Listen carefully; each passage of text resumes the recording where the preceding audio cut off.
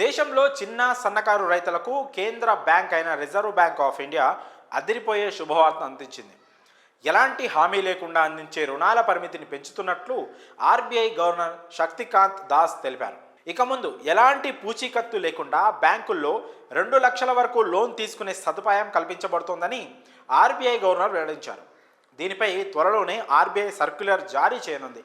అలాగే బ్యాంకులకు సైతం శుభవార్త అందించారు. ఈ నిర్ణయం వల్ల చిన్న సన్నకారు రైతులకు ఎంతో మేలు కలుగుతుందని, సులభంగా రుణాలను పొందగలుగుతారని ఆయన అన్నారు.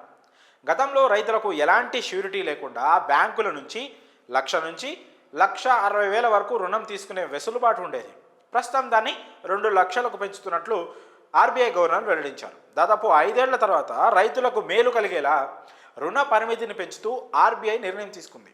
కొన్నేళ్లుగా కేంద్ర రాష్ట్ర ప్రభుత్వాలు రైతులను ఆదుకునేందుకు అనేక కొత్త పథకాలను ప్రవేశపెడుతున్న విషయం తెలిసిందే.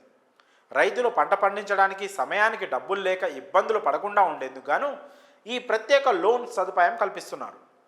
రైతులు పంటలు వేసుకునేందుకు, విత్తనాలు కొనుగోలు చేసేందుకు ఈ రుణాలు అందిస్తున్నారు. వ్యవసాయ రంగం అందుకుంటున్న ఈ రుణం రైతులకు మద్దతు అందించి వారి ఆర్థిక పరిస్థితిని మెరుగుపరచడంలో సహాయపడుతుందని ఆర్బీఐ గవర్నర్ అన్నారు.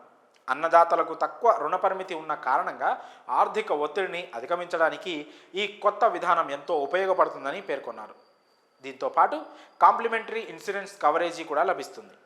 రైతులు నివసించే ప్రాంతంలోని ఉండే బ్యాంకులో ఈ లోన్లు పొందవచ్చు. ఈ నిర్ణయం రైతుల సమృద్ధికి దోహదపడడంతో పాటు వ్యవసాయ రంగంలో పెట్టుబడులు పెరిగేందుకు కూడా ఉపయోగపడుతుందని శక్తికాంత్ దాస్ తెలిపారు.